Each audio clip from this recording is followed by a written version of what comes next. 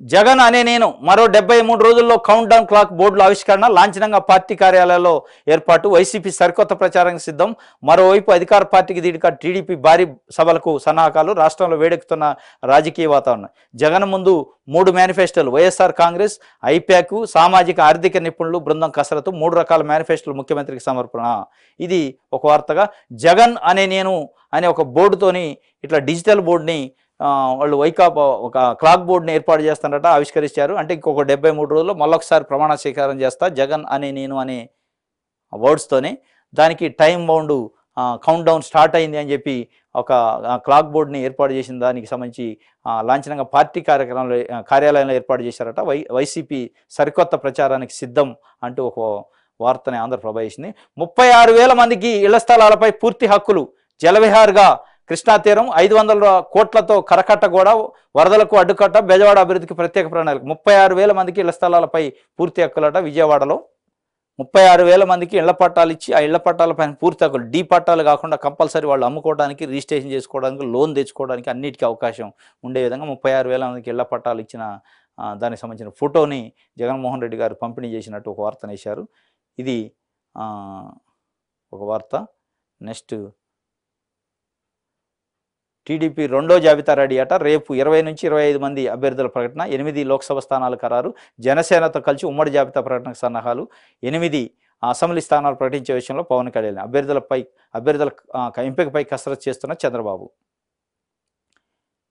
ఎన్నికల వ్యూహం నాకు వదిలేయండి, ఈసారి జనసేన బలమైన మెజార్టీతో గెలుస్తుంది. జనసేనానికి ఇన్ని సీట్లేనా అని అనుకోవద్దు. భీమవరం బదులు పులివెందుల నుంచి పోటీ చేసి ఓడిపోతే బాగుండేది అని పవన్ కళ్యాణ్ అన్నాడు. ఎన్నికల వ్యూహం నాకు వదిలేండి. ఏం వదిలేస్తారు వాళ్ళు?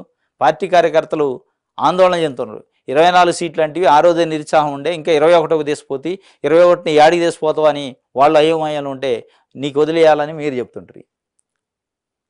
ఇది ఆంధ్రప్రభకు సంబంధించి.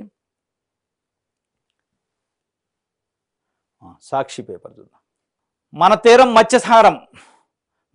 మత్స్యహారం అంటే చేపలకు సంబంధించి 20,000 కోట్లతో తీరం వెంట మౌలిక సదుపాయాలు, ప్రతి 50 కిలోమీటర్లకి ఒక పోర్టు లేదా ఫిషింగ్ హార్బరు లేదా ల్యాండింగ్ సెంటర్లు, వాయువేగంతో 4 పోర్టులు, బ్లూ ఎకానమీని పెంచేలా చర్యలు, జువ్వెల దిన్నె హార్బర్ను వర్చువల్గా కాకుండా నేనే నేరుగా వెళ్ళి ప్రారంభిస్తా. ఓఎన్జీసీ పైప్ లైన్తో ఉపాధి కోల్పోయిన మత్స్యకార కుటుంబాలకు 5వ విడత సాయం, 23,459 కుటుంబాలకు 161 కోట్లు నేరుగా ఖాతాల్లో జమ చేసిన ముఖ్యమంత్రి వైఎస్ జగన్మోహన్ రెడ్డి. 5 ఏళ్లలో వైఎస్ఆర్ మత్స్యకార భరోసాతో 538 కోట్లు లబ్ధి, దాదాపు 20,000 బోట్లకు డీజిల్ సబ్సిడీ కింద 130 కోట్లకు పైగా చెల్లింపు, దురదృష్టవశాత్తు మానిస్తే అందించే ఎక్స్గ్రేషియా 10 లక్షలకు పెంపు. ఇది మత్స్యకారులకు సంబంధించి నిన్న అనేక రకాల స్కీములు ప్రకటించారు. 161 కోట్ల రూపాయలు, దాదాపు 23,459 కుటుంబాలు ఓఎన్జీసీ పైప్ లైన్తో నష్టపోయిన మత్స్యకారులకి వాళ్ళ అకౌంట్లో జమ చేశారు 161 కోట్లు.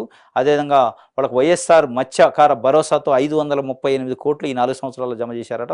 130 కోట్లు డీజిల్ సబ్సిడీ కింద ఇచ్చారు.